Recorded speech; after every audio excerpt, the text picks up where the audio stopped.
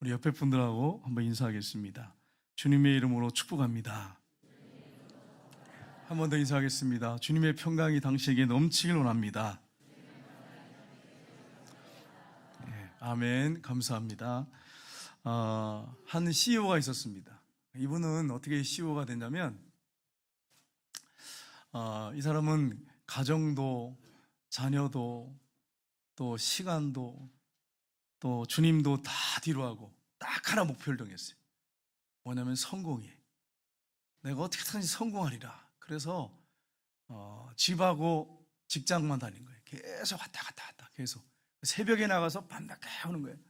그리고 또 성공하려면 술 대접도 잘해야 되잖아요. 술 대접도 하고 그러면서 살다 보니까 점점 건강도 안 좋아지는데 아내가 어느 날 여보 당신하고 나 더 이상 못 살겠어요. 이혼서를 딱 내놨어요.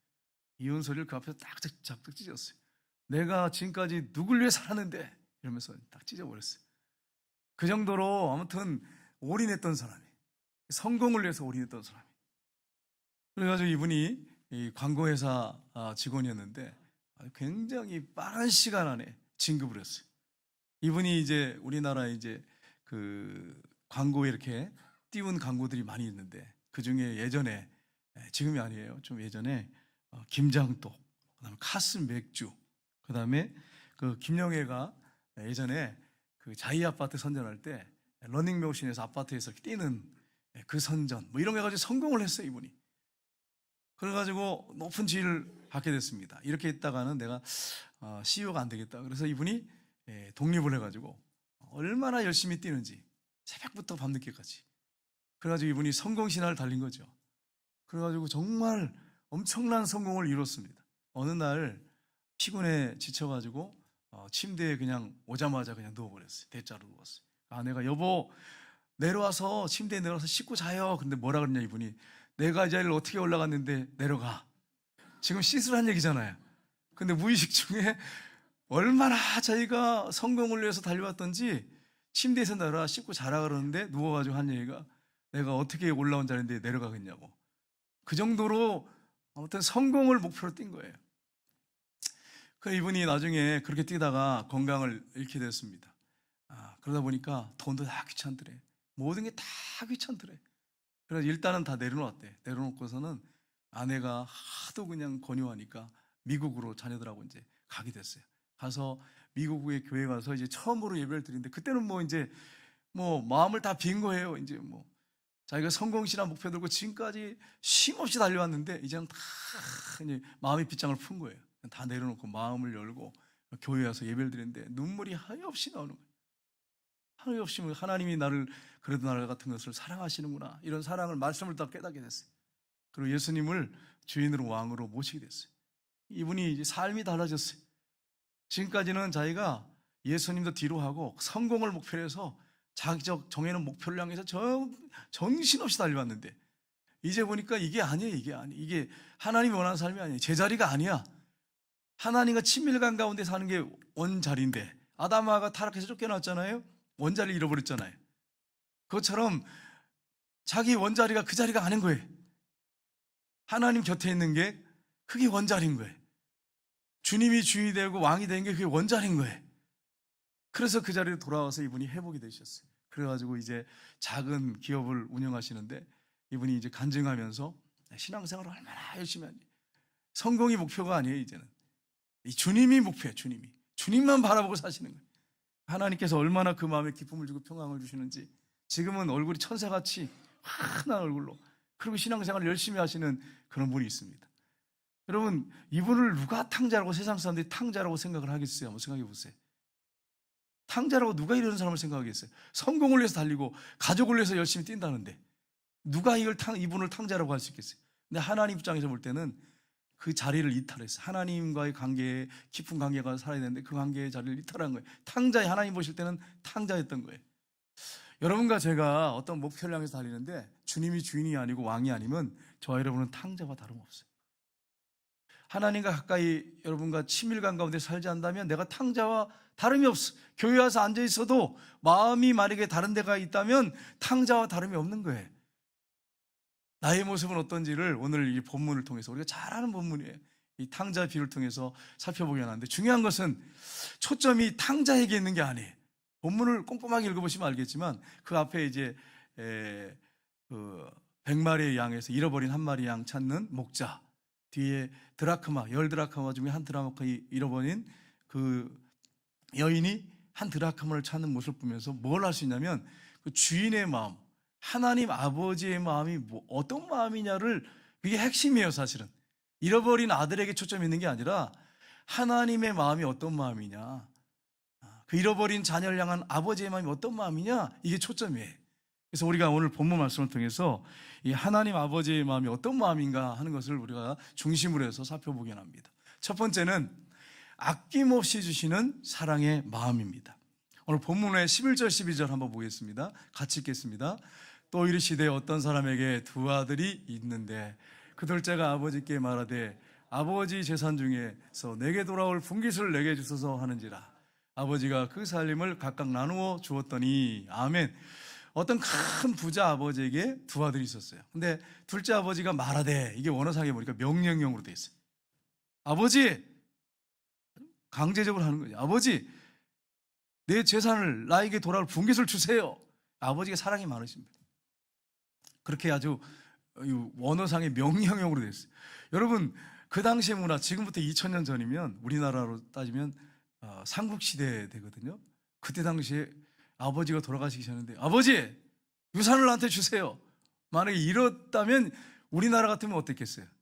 맞아 죽을 놈이에요. 맞아 죽을 놈. 그러니까 이게 쉽게 말하면 아버지 빨리 돌아가세요, 이런 마음을 가지고 지금 얘기하는 거예요. 내 마음은 그 마음이에요. 빨리 재산을 주세요, 그런 얘기죠. 야, 참 무서운 얘기죠. 나에게 돌아올 재산을 주세요. 그 당시에 이제 장자는 두 몫을 받고 차자는 이제 3분의 1을 이렇게 받았어요. 아버지 주세요. 그러니까 아버지가 각각 작은 아들만 준 게 아니에요. 큰 아들에게도 똑같이 나눠줬어요. 그 몫을 나눠준 거예요. 여러분, 왜 둘째 아들은 유산을 달라고 아버지한테 그렇게 큰 소리치고 명령을 했습니까? 명령식으로 막 했습니까? 강하게 아버지한테 달라고 막 그렇게 매달렸습니까? 그 이유가 뭡니까? 자기가 아버지 곁에 있는 게 불편한 거야. 자유롭지가 못해. 아버지 그 나라에 있는 게 너무 싫은 거야. 먼 나라가 있어 자기가 좀 자기 계획대로 살고 싶었어. 좀 성공신을 쓰고 싶었어. 돈도 좀 많이 벌고 좀 화려하게 살고 싶었어. 이렇게 답답하게 농사만 짓고 아버지 곁에 있는 게 싫은 거예요. 자기 자리가 싫은 거예요. 그 자리가. 오늘날도 많은 사람들이 자기 자리가 싫은 사람이 있어요. 하나님과 마음이 많이 떨어져 있는, 멀리 떨어져 있는 그런 분들이 상당히 많습니다. 교회 와서 예배는 드리는데 마음은 멀리 떠나가 있어요. 입으로는 사랑한다고 하고 주님 주님 하는데 마음은 멀리 떠나가 있어요. 주님을 향해 생각하는 마음이, 사랑의 마음이 없어. 뭐 이 탕자하고 다를 게 뭐가 있겠어요. 그러니까 여러분, 아버지가 유산을 달라고 하니까 이 자기 생각이죠. 자기 생각이 가득 차가지고 아버지하고 같이 있고 싶지 않은 거예요. 그래서 떠난 것입니다. 그런데 여러분, 우리가 또 한 가지 질문할 수 있습니다. 왜 아버지는 철없는 자식이 한 번도 사업 경험 없는 아들, 나가면 뻔히 실패할 거 알아요. 농사만 짓던 아들이 뭐 먼 나라 가서 돈 번다고 사업한다고 성공할 수 있겠어요? 사업을 아버지 밑에서부터 어릴 때부터 잘 배우고 잘하도 성공할까 말까 하는데, 세상에 나가면. 그런데 농사만 짓던 자식이 나가서 사업에 성공할 거라고 하는 거 아버지 생각 안 했어요. 근데 왜 아버지가 재산을 나눠줬습니까? 아버지의 사랑 때문에. 아버지가 그 아들을 너무 사랑했어요. 큰 아들을 사랑했어요. 그러니까 여기서 나온, 성경에 나오는 이 아버지, 예수님 말씀하시는 아버지는 사랑이 많은 아버지예요. 그러니까 세상적으로 상처를 많이 주는 아버지, 아주 강팍하고 아주 극단적인 그런 아버지, 아주 괴팍하고 뭐 이런 잔인한 그런 아버지가 아니고 사랑이 많은 아버지, 두 아들을 생명처럼 사랑하는 그런 아버지, 그런 사랑의 마음을 있었기 때문에. 그러니까 예수님이 비유를 하신 것은 하나님 마음이 어떤 마음인지를 보여주기 위해서 그 사랑이 많은 아버지를 예를 든 거예요. 우리 하나님 아버지가 그런 마음을 갖고 계시다는 거예요. 사랑이 많은 아버지요. 하나님은 사랑이십니다. 성경에 써 있잖아요. 그 하나님의 마음을 보여주고 싶은 거예요, 예수님께서. 그래서 오늘 이 아버지와 아들을 등장시켜서 말씀하고 있는 것입니다. 아버지는 사랑이 많았어요. 크신 사랑 때문에 그렇게 나눠졌던 거예요. 실패할 줄 알면서도. 그 아들이 어떻게 했는지 보겠습니다. 15장 13절 같이 읽겠습니다. 그 후 며칠이 안 돼 둘째 아들이 재물을 다 모아가지고 먼 나라로 가서 허랑방탕하여 그 재산을 낭비하더니, 아멘. 아버지 곁을 싫었다는 거 알겠죠, 여러분?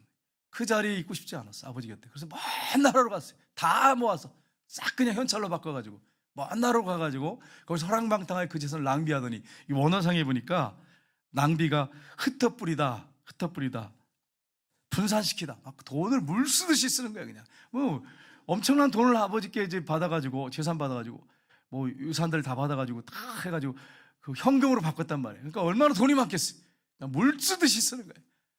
창녀들과 함께 먹고 술 마시고 노름하고 온갖 그냥 화류계 생활하는 거죠. 방탕한 생활하는 것입니다. 그런 생활을 아들이 한 것입니다. 그런데 그 아들을 이렇게 아버지가 사랑해서 그렇게 실패할 줄 알면서도 짐작 안 했겠어요? 아버지가 나간다고 했을 때 여러 가지 생각 안 했겠어요? 여러 가지 생각을 했겠죠. 그런데도 아버지가 사랑하기 때문에 낳아준 거예요. 우리 하나님 아버지의 마음은 사랑의 마음이에요. 그래서 여러분 성경에 보면 예수님 말씀하셨어요. 마태복음 7장 11절에 같이 읽겠습니다. 너희가 악한 자라도 좋은 것으로 자식에게 줄 줄 알거든 하물며 하늘에 계신 너희 아버지께서 구하는 자에게 좋은 것으로 주시지 않겠느냐. 아멘. 세상 아버지도 악한 아버지도 깡패나 이런 강도 같은 아버지도 자식에게만큼은 좋은 것을 주려고 하는 게 있지 않느냐. 하물며 사랑이 많으신 하나님 아버지께서 구하는 자에게 좋은 걸 주지 않겠느냐. 이렇게 예수님 말씀하셨어요. 사랑이 많으셨어요. 그래서 주신 거예요. 우리 하나님의 사랑이 얼마나 많으신지 성경이 말씀하고 있습니다. 로마서 8장 32절에 보시면 이렇게 되어 있습니다. 자기 아들을 아끼지 아니하시고 우리 모든 사람을 위하여 내어주시니까 어찌 그 아들과 함께 모든 것을 우리에게 주시지 않겠느냐. 아멘. 하나님 아버지는 사랑이 얼마나 많으신지, 죄인이요 멸망받아 지옥 갈 우리 위해서 자기 하나밖에 없는 아들을 아낌없이 내어주셨어요. 그래서 그 예수님께서 이 땅에 오셔서 우리의 죄를 다 짊어지고 대속의 죽음을 죽으셨어요. 십자가에 못 박혀 죽으셔서 우리를 죄에서 구원하셨어요. 이게 하나님 아버지의 사랑의 마음이고 우리 예수님의 사랑의 마음이라고 하는 것을 우리가 알 수 있습니다. 여러분, 이 사랑을 우리가 지금 받고 있습니다. 하나님이 지금도 여전히 저와 여러분을 사랑하고 있습니다. 이 사실 여러분 잊지 마시기를 주님 여러분 축복합니다.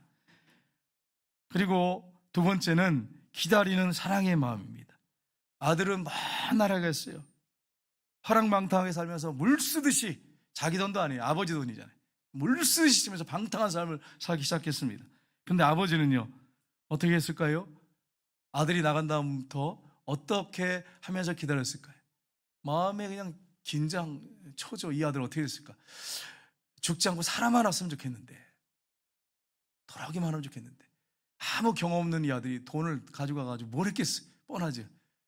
뻔하는 거예요. 그러니까 아버지가 얼마나 가슴 졸이면서 애타게 계속해서 기다리는 것이요. 아들이 돌아오기만을 계속 사모하면서 기다리는 것입니다. 이게 아버지 마음이에요. 오늘 하나님께서도 우리에게 이런 마음을 가지고 계십니다. 우리의 마음이 하나님께로 멀리 떠나 있어도 하나님 아버지께서 우리를 돌아오도록, 제자리를 찾도록 기다리셨다고 하는 것을 여러분 잊지 마시고 우리의 마음이 하나님께 돌아가는 역사가 있기를 주님 이름으로 축복합니다. 이 아들이 먼 나라 가서 어떻게 됐습니까? 성공했습니까? 아버지 예상대로 성공하지 못했어요. 14절 15절에 보시면 이렇게 되어 있습니다. 같이 읽겠습니다. 다 없앤 후 그 나라에 크게 용령이 들어 그가 비로소 궁핍한지라 가서 그 나라 백성 중 한 사람에게 붙여 사니 그가 그를 돌로 보내어 돼지를 치게 하였는데 그가 돼지 먹는 쥐염 열매로 배를 채우고자 하되 주는 자가 없는지라. 아멘. 먼 나라 가가지고 그 아버지 주신 재산을 싹 그냥 유산을 없애버렸어요. 근데 문제가 뭐냐? 그러면 이제 뭐 막노동이라도 하고 그러면 되잖아요. 근데 문제가 생겼어요. 흉년이 들었어. 근데 흉년이 작은 흉년이 아니라 큰 흉년이 들었어. 먹을 것이 없는 거, 먹을 것이. 비로소 자기가 거지라고 하는 것을 알게 됐어요. 궁핍한 걸 알게 됐어요. 가서 그 나라 백성 중 한 사람이 가가지고 사는데 그 사람이 돼지를 치게, 들로 보내서 돼지를 치게 했어요. 유대인들은요 돼지는 가장 부정한 짐승이에요. 그 부정한 짐승을 치게 했습니다. 근데 돼지가 먹는 쥐염 열매를 배가 하도 고프니까 그걸로 배를 채우려고 하는데 주는 사람이 없어요. 주는 사람이. 어떤 분이 그 얘기하더라고요. 예전에 시골에서 하도 배를 굶고 그렇게 살다 보니까 한번 밥을 주는데 얼마나 밥을 먹었는지 그냥 못 일어날 정도로 밥을 먹었다 그러더라고요. 배가 배고프면 한 솥을 먹을 수 있어요. 한 솥을 먹었어요. 계속 어릴 때부터 굶고 그랬지. 자라면 그래 한 솥을 먹을 수 있어요. 그러니까 여러분 배고픈데 그 배를 채우려고 하는데 돼지감 없는, 우리 한번 사진 한번 볼까요? 돼지감 없는 주인을 이겁니다. 그 다음 한번 볼까요? 이거예요. 그 다음 있나요? 이제 이렇게 이렇게 생겨요. 처음에 파랗게 이렇게 생긴 다음에 그 다음에 아까 봤지만 이제 색깔이 변하죠. 그러면서 콩도 안 해. 우리나라는 콩을 해도 좀 먹을 만한 그게 보이잖아요. 근데 아까 보셨죠? 잠깐 보셨지만 정말 무슨 바짝 말라가지고 먹어도 배부를 것 같지 않는 돼지 주염 열매. 이게 짐승인한테 먹이는 거예요. 짐승한테 먹이는. 그런데 그것을 가지고 배를 채우려고 하는데 주는 사람이 없는 거예요. 주는 사람이 없어요. 얼마나 낙심이 됐겠어요. 얼마나 배고프겠어요. 그러니까 그때 생각한 게 뭡니까? 그 고통 가운데 생각한 게 뭡니까? 17절에서 19절 한번 보겠습니다. 같이 읽겠습니다. 이에 스스로 돌이켜 이르되 내 아버지에게는 양식이 풍족한 품꾼이 얼마나 많은가. 나는 여기서 주려 죽는구나. 내가 일어나 아버지께로 와서 이르기를 아버지 내가 하늘과 아버지께 죄를 지었사오니 지금부터는 아버지의 아들이라 일컬음을 감당하지 못하겠나이다. 나를 품꾼의 하나로 보소서 하리라 하고. 아멘. 배고프니까 거지가 되고 나니까 노숙자가 되고 나니까 깨달은 거예요. 내 아버지 집에는 양식이 풍족한 일꾼이 얼마나 많은가. 아버지가 부자거든요. 나는 여기 앉아서 추려 죽는구나. 그리고서는 일어나서 아버지께 가서 말하기를 아버지 난 죄를 지었습니다. 지금부터는 아버지의 아들이라 일컬음을 나는 감당하지 못하겠어요. 그냥 종으로 품꾼의 하나로 여기십시오. 그냥 일하면 그냥 먹고 살 수만 있게 해주십시오. 먹을 수만 있게 해주십시오. 그런 고백을 하겠다고 하면서 지금 돌이켜서 아버지께 가겠다는 거예요. 여러분 이게 완전히 밑바닥, 인생 밑바닥에 딱 처하니까 이제 자기가 얼마나 비참한 존재인지를 안 거예요. 아버지가 아버지 곁에 있는 것이 얼마나 행복했는지를 안 거예요. 아버지 곁에 불편했어요. 자유가 없고 매일 일해야 되고 내 마음대로 살 수 없고 내 계획대로 살 수 없고 내가 주인 역할을 못하는 거예요. 내가 왕노를 못하는 거예요. 그러니까 하나님이 옆에 있는 거 오늘날로 믿는 사람들은 하나님이 주인 되는 게 불편해. 내 멋대로 할 수가 없거든. 주인 되고 내 마음대로 내가 주인 되고 왕이 되면 마음대로 살 수 있는데 하나님이 주인이 되고 왕이 되면 주님이 주인이 되고 왕이 되면 불편한 거야. 내 생각대로 살 수가 없잖아요. 그러니까 오늘날도 보면 이렇게 자신이 주인 돼서 왕이 돼서 사는 사람은 어떻게 보면 탕제와 같은 사람이라고 말할 수 있습니다. 불편한 거야. 주님이 주인 되는 것이 싫은 거예요. 내가 마음대로 계획 세워서 내 마음대로 살고 싶은 거예요. 그게 우리 안에 다 있습니다. 죄성을 가진 인간에게 다 있어요. 근데 문제는 뭐냐? 그렇게 살아도 세월이 가면 남는 게 아무것도 없다는 거예요. 내가 얼마나 비참한 존재인가 세월이 간 다음에 깨닫는다는 거예요. 세월이 가기 전에 깨달으면 얼마나 좋겠어. 근데 어리석게 그걸 못 깨달아. 나중에 비참한 처지에 처해보고 아무것도 없고 내가 인생 돌아보니까 허무하고 남겨놓은 게 아무것도 없고 내가 실패자구나 라고 생각하고 나면 그때서 한번 돌이켜봐요. 이렇게 너무 세월이 많이 지난 다음에 다 잃어버린 다음에 이게 이제 우리의 딜레마예요. 이게 문제죠. 미리 깨달아가지고 주님을 주인으로 여기고 산다면 얼마나 복 있는 인생을 살 수 있겠습니까? 우리가 이걸 잊지 마세요. 그래서 여러분 그가 그래도 감사한 게 있어요. 낙심과 절망 가운데 부를 이름이 있었어. 부를 이름이 자포자기 가운데 부를 이름이 있었어. 죽어야 되는 그 자리에서 부를 이름이 있었어. 이게 얼마나 큰 소망인지 몰라요. 여러분 안 믿는 사람들은 부를 이름이 없어. 세상에 실패하고 낙심하고 절망해서 이제 비참한 내 처지를 보니까 완전히 비참한 처지예요. 근데 부를 이름이 없어. 안 믿는 사람은 정말 불쌍한 사람들이에요. 여러분 자기들은 세상적으로 잘 나가고 자기들은 행복할 것 같고 예수 믿는 사람들을 볼 때는 참 고리타분하고 재미없을 것 같이 보이는데 정말 절망의 자리, 고통의 자리에서는 부를 이름이 없어. 부를 이름이 없어. 우상을 불러봤자 무슨 소용이 있겠어요? 무슨 도움이 있겠어요? 근데 저와 여러분에게는 절망의 자리에서, 고난의 자리에서, 죽음의 자리에서, 아픔의 자리에서 부를 이름이 있어요. 하나님 아버지가 계십니다. 이 사실 여러분 기억하시고 하나님 아버지를 부르시기를 주님 여러분 축복합니다. 예수님이 하나님을 아버지라고 부르라고 했어요. 부활하신 다음에 마리아한테 너희 아버지 이렇게 말씀하셨어요. 아버지께 구하라고 말씀하셨어요. 저와 여러분의 아버지가 하나님 아버지세요. 천지를 창조하신 하나님, 우리 인간을 만드신 아버지가 하나님이십니다. 그래서 여러분과 제가 하나님을 예수님의 이름으로 예수님을 통해서 하나님이 아버지가 됐잖아요. 아버지라고 부를 때 하나님 들으세요. 아빠 아버지라 부르짖느니라 성경에 그렇게 말씀했어요. 성령이 우리 안에 계시기 때문에 우리가 성령을 받고 거듭나게 되면 하나님을 아빠 아버지라고 부르게 된 거예요. 이게 얼마나 큰 축복입니까? 여러분, 한 주간 동안 살 때 힘들고 어려울 때, 절망의 자리에 있을 때, 두려움의 자리에 있을 때, 근심 걱정의 자리에 있을 때 하나님을 아버지라고 부르고 기도하시기를 주님의 이름으로 축복합니다. 우리에게는 부를 이름이 있어요. 도와주실 분이 계세요. 하나님 아버지가 계십니다. 세상 사람들은요, 없어요. 절망의 자리에서, 죽음의 자리에서 부를 이름이 없어. 얼마나 비참해요. 여러분 생각해 보세요. 그럼 마지막에 극단적인 생각을 할 수밖에 없잖아요. 예수 믿는 사람들 극단적인 생각하면 안 돼요. 왜요? 하나님 아버지가 계시잖아요. 우리에게 아버지가 없으면 모르겠어요. 혹시 극단적인 생각할 수 있을지 모르겠어요. 아버지가 계시잖아요. 아버지가 계시잖아요. 부를 이름이 있단 말이에요. 부를 이름이 있어요. 절망의 자리에서 완전히 비참한 자리에 처하니까 부를 이름이 있었어요. 아버지가 생각이 났어요. 아버지가. 그전에는 생각이 안 났어. 돈 막 물쓰듯이 쓰고 그냥 친구들이 막 좋다고 따라다니고 그냥 사람들이 막 최고라고 하고 이러니까 막 잘 나가는 줄 알았어. 근데 쫄딱 망하고 보니까 친구들 다 떠났어요. 여러분 아실 거예요. 돈 있고 좀 잘 살 때, 잘 나갈 때는 친구들이 많이 붙어요. 일가 친척들도 막 띄워줘요. 근데 쫄딱 망하고 나면 돌아보지도 않아요. 친구들 다 떠나요. 다 떠나. 절친이라고 한 친구도 떠나버려요. 그게 세상입니다. 그게 세상이에요. 그런 자리에서 부를 이름이 없어. 얼마나 비참해요. 여러분 비참해. 근데 우리에겐 부를 이름이 있어. 하나님 아버지가 계세요. 이게 얼마나 큰 위로입니까? 그러니까 여러분, 예수 믿는 사람들은 절망하고 낙심하고 그 자리에 머물러 있으면 안 됩니다. 부를 이름이 있어요. 하나님 아버지가 계세요. 나를 사랑하셔서 독생자 외아들까지 아낌없이 내어주신 하나님 아버지가 계세요. 그래서 여러분, 하나님을 아버지라 부르면서 나갈 때 하나님이 들으시고 응답하신단 말이에요. 여러분, 한 어머니가 있었습니다. 이 어머니가 남편이 딸이 초등학교 입학하자마자 교통사고로 남편이 죽었어요. 얼마나 비참합니까? 보험도 든 것도 없고 낙심됐어요. 절망이 됐어요. 가난하게 살 수밖에 없어요. 그 초등학교 이제 이 딸이 5학년쯤 됐을 때 외할머니가 막 권유하는 거예요. 야, 너 이래 살면 안 된다. 너 아무것도 없잖아. 막 이러면서 막 하도 강요하니까 재혼을 할 생각을 했습니다. 그래가지고 이제 새아빠를 맞이하게 됐는데 새아빠가 초등학교 2학년, 이제 그 딸은 5학년.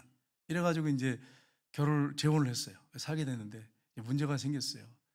이 큰딸이 보니까 너무 새아빠가 들어온 1학년 그 딸을 챙기기 시작하는 거예요. 너무 그 딸한테만 쏟는 거예요. 그럼 아무래도 그렇잖아요. 내리사랑이라고. 어리니까 더 사랑하게 되겠죠. 그러니까 막 화가 나는 거예요. 분노가 나는 거예요. 중학교 들어가고 고등학교 들어가면서 가출을 자꾸 하는 거예요. 그러다가 고등학교 2학년 때 여름방학 때 그냥 아예 가출을 해버렸어요. 집을 나가버렸어요. 어머니가 막 백방으로 돌아다니는 거예요. 전단지 뽑아가지고 프린트해가지고 막 돌리고 신문에다가 냈어요. 신문에다. 근데 그 전단지나 신문에다가 그 딸을 찾으려면 딸의 사진을 내야 되잖아요. 외모를 탁 이렇게 해가지고 뭐 특징들 이렇게 써가지고 이렇게 찾아야 되잖아요. 근데 어머니가 신문에다가 전단지에다 자기 얼굴을 냈어요. 자기 얼굴. 그리고 그 밑에다가 뭐라고 했느냐? 딸을 찾습니다. 이 사진에 어머니가 딸을 애타게 찾습니다. 이렇게 해가지고 띄웠어요. 얼마나 딸이 혹시라도 이거 보고 자기를 만약에 사진을 띄워놓으면 그 상처받을까봐 어머니 얼굴을 탁 띄워가지고 딸을 찾습니다. 이 사진에 어머니가 애타게 딸을 찾습니다. 이렇게 해가지고 붙여놓은 거예요. 딸이 어느 날 이렇게 보다가 그걸 봤어요. 그래가지고 어머니 마음을 알겠어요. 보통 사람들은요, 찾을 때 그 딸이나 뭐 강아지 반려견 잊어버리면 그 사진을 이렇게 해가지고 올리잖아요. 근데 어머니 얼굴을 올린 거예요. 부끄럽고 수치스러운 일이잖아요. 그런데 어머니 얼굴을 올린 거예요. 어머니 마음으로 알았던 거예요. 그래서 이 딸이 집으로 돌아갔습니다. 그리고 어머니를 부둥켜 안고 울기 시작했어요. 내가 잘못했다고. 그래가지고 이 가정이 정말 화해가 되고 행복하게 살게 됐다고 하는 그런 일화가 있습니다. 여러분, 하나님이 우리를 기다렸어요. 성경에 우리에게 분명히 말씀하고 있어요. 어디 나오느냐? 이사야서 보시면 65장 2절을 보십시오. 같이 읽겠습니다. 내가 종일 손을 펴서 자기 생각을 따라 옳지 않는 길을 걸어가는 폐악한 백성들을 불렀나니. 아멘. 우리 하나님이요, 종일이란 말이 뭐예요? 여기 우리 집사님 중에 종일이가 있어요.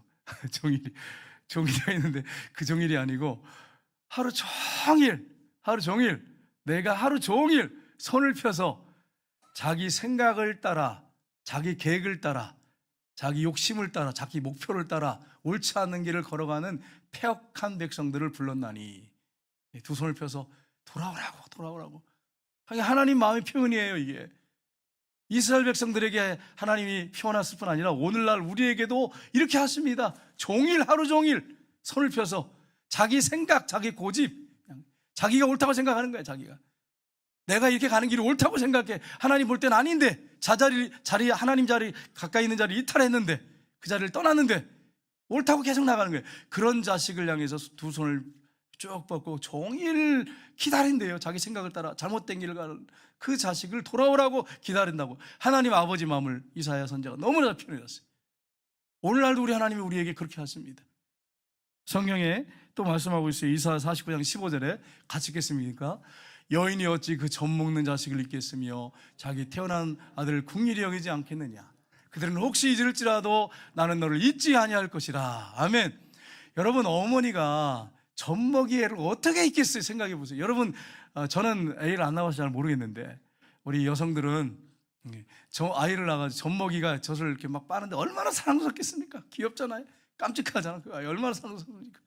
근데 그 아이를 어떻게 잊겠냔 말이에요. 그 아이를 어떻게 잊겠어요?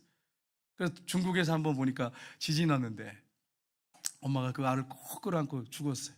그 어머니 시신을 이렇게 드러내는데 아이 그 품속에서 울고 있는 아이를 발견했어요. 싫어하잖아요. 아이를 살리려고 그냥 꼭 끌어안고 어머니가 죽었어요. 그 밑에 깔려가지고.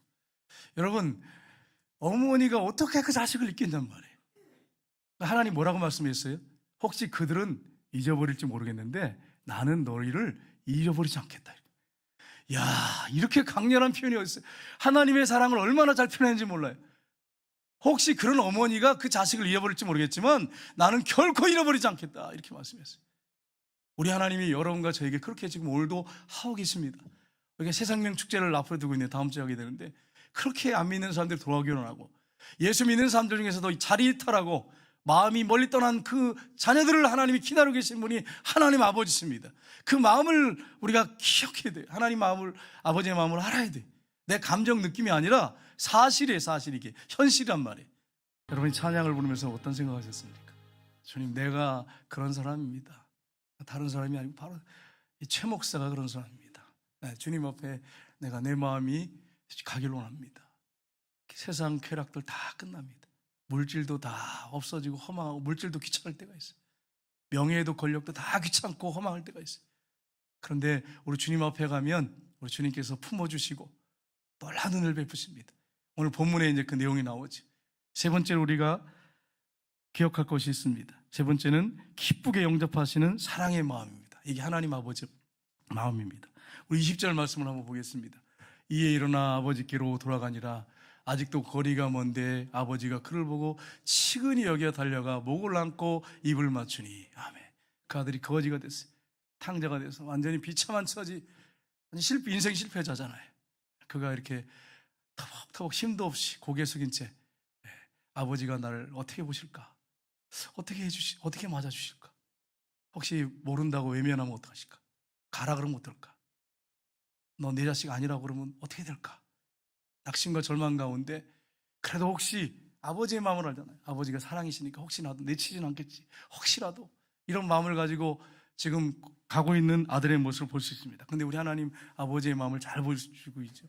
그 아버지가 멀리서 아들을 봤어요. 아들이 본 게 아니고 아버지가 먼저 봤어요. 그냥 아버지는 눈이 빠져다 기다리고 있었으니까. 아들은 너무나도 실패자니까 낙심이 돼가지고 고개 푹 숙이고 절망적인 상황 가운데 가고 있었으니 아버지를 발견할 수가 없죠. 근데 아버지는 눈이 빠지라 동국 밖을 바라보면서 계속해서 기다리고 있었어요. 그러니까 아들을 알아본 거예요. 그 거지같이 돼가지고 옷이 누더기 옷을 입고 있는 그 아들을 알아본 거예요. 그 아버지가 불쌍히 있어요. 치근히 있어요. 그래서 아버지가 막 달려갑니다. 그 당시에 달려가는 문화 안에 우리나라 양반들을 비 와도 오는 비 다 맞고 애매하고 걸어가는 게 양반이었어요. 그 당시 우리나라 신라 이럴 때 삼국 때. 근데 그 아버지가 그 당시에 긴 치마인데 이걸 완전히 올려가지고 얼마나 이게 무슨 체면입니까? 아버지 체면 다 구겨지지. 동네 사람들이 그게 무슨 창피해. 그 나이가 많은 주책이지. 수염 기른 아버지가 이 옷을 올린 채 그냥 아들 향해서 쏜살같이 달려갔어요. 그리고서 그 아들을 끌어안고 계속 키스를 하면서 그 아버지한테 아들이 고백하지요. 뭐라고 고백합니까? 지금부터는 아버지 아들이라 내가 일컬음을 감당하지 못하겠다고. 21절을 보시면 그 아버지가 키스를 하고 있는데 아들이 얘기를 합니다. 울면서 뭐라고 합니까? 21절에 같이 읽겠습니다. 아들이 내 아버지 내가 하늘과 아버지께 죄를 지었사오니 지금부터는 아버지의 아들이라 일컬음을 감당하지 못하겠나이다. 저 같아도 이랬을 것 같아. 아버지, 나는 아버지 아들 될 자격이 없습니다. 내가 무슨 아버지 아들이에요? 말도 안 돼. 이건 아버지 재산을 다 가져가서 탕진하고 세월 다 보내고 거지가 돼서 돌아온 내가 아버지한테 받아들일 거 나 기대하지 않습니다. 근데 아버지 그 사랑을 내가 알지 않습니까? 제가 이제 피곤하다면 그런 거예요. 그래서 아버지께 왔습니다. 아들이라고 저는 이 걸음을 감당하지 못하겠습니다. 종으로 품꾼으로 하나 부려주십시오. 먹여만 주십시오. 그런 마음으로 온 거예요. 근데 우리 하나님 아버지는 어떻게 하셨어요? 육신의 아버지가 그런 것을 아주 하나님 아버지 마음을 잘 표현했어요. 아버지가 어떻게 했습니까? 그 다음 절에 보시면 같이 읽겠습니다. 하나님이 구하시는 제사는 상한 심령이라. 하나님이여 상하고 통해하는 마음을 주께서 멸시하지 아니하시이다. 우리 하나님 아버지를 이 아버지를 통해 잘 보여주고 있어요. 우리 하나님이 우리에게 원하는 게 뭐냐면 우리가 하나님께 나갈 때 어떤 마음을 원하느냐? 상한 심령, 찢긴 심령, 상하고 통해하는 마음. 하나님 아버지, 나는 하나님 아들이라고 부를 자격이 없어. 딸이라고 부를 만한 그런 자격이 없는 사람입니다. 잘 아시잖아요. 그렇게 깨어진 마음, 다 깨어지고 무너진 마음, 그런 마음을 가지고 상하고 통해하는 마음을 가지고 주께 나갈 때 우리 하나님 어떻게 하신다고요? 멸시하지 아니하신대. 우리를 긍휼히 여기신대. 불쌍히 여기신대. 오늘 말씀해 보시면 아버지가 어떻게 되었습니까? 15장 22절 24절 보겠습니다.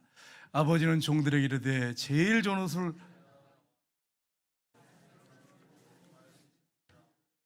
살찐 송아지를 끌어다가 잡으라. 우리가 먹고 즐기자. 이 내 아들은 죽었다가 다시 살아났으며 내가 잃었다가 다시 얻었노라 하니 그들이 즐거워하더라. 아멘. 아버지는 그 아들을 데리고 집으로 갔어요. 그리고 종들한테 제일 좋은 옷을, 목욕을 시키고 제일 좋은 옷을 입히고 손에 가락지를 끼우고 발에 신을 지켜라. 그리고 살찐 송아지를 끌어다 잡아라. 우리가 먹고 즐기자. 내 아들은 죽었다가 살아났으며 내가 잃었다가 다시 얻었노라. 그래서 막 잔치가 베풀어져서 이게 잔치 베풀 일입니까, 여러분?